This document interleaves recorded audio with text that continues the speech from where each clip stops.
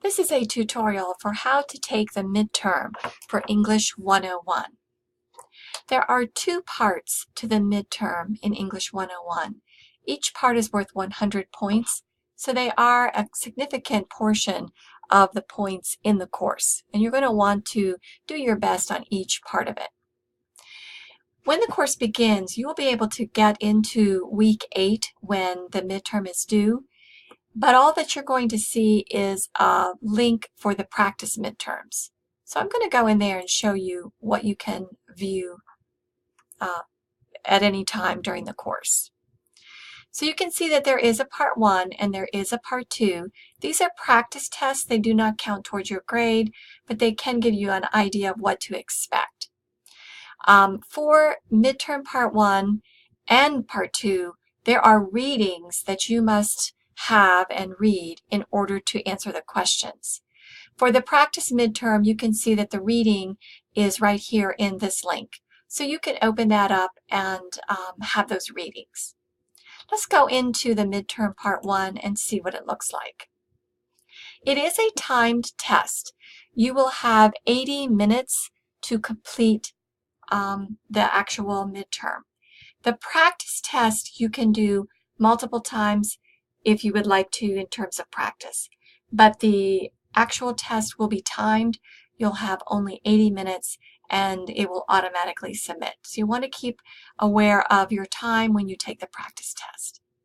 As soon as you click begin, the timer will begin when it is a timed test. Again, for the practice midterm one, it is not timed, just to give you more opportunity to look at the questions and take your time. All right, so you can see that it is a multiple choice test. Some of the questions are based on the readings, so you will need to have those handy for certain questions. And some of the questions are dealing with the concepts that we've had in our textbook chapters. This is an open book test, so you are allowed to use your textbook and any notes you may have taken to answer the questions. So again, some of them are concepts like euphemism that we discussed in our textbook, and other questions deal with the readings. The test is completely multiple choice.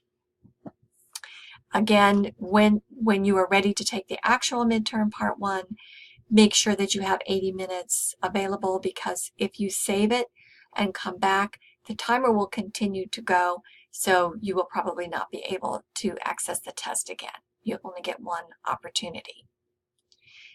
So you can go through the practice test. It's not identical to the actual test, but it certainly has the kinds of questions that you would expect. As you can see, it's a rather long test. There are 50 questions. So you want to have those 80 minutes when it's time for you to take the actual test. Okay, so I'm going to go back and not take this test.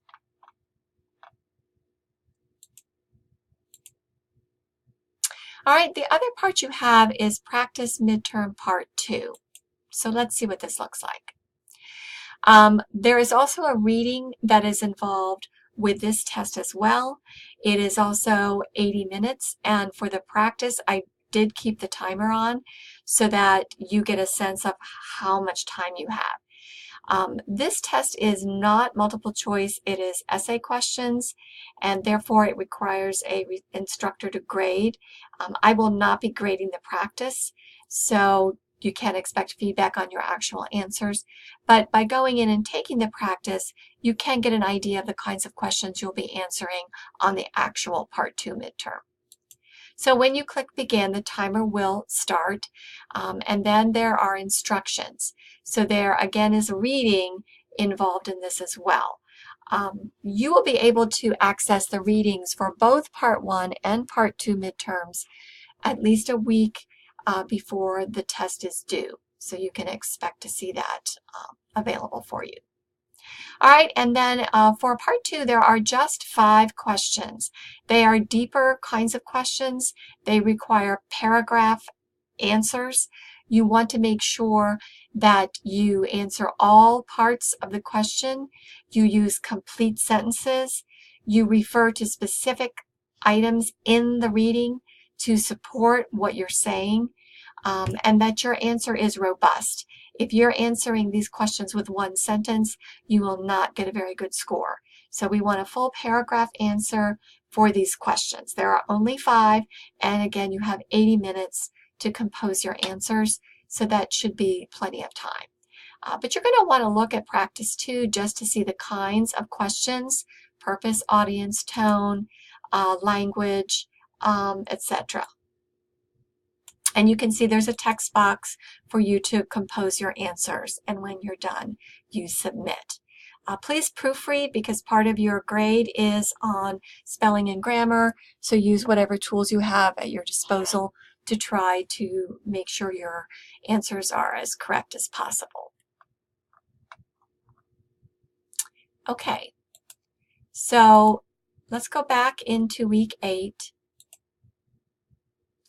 And this time, let me show you the other materials that you will see at the appropriate time.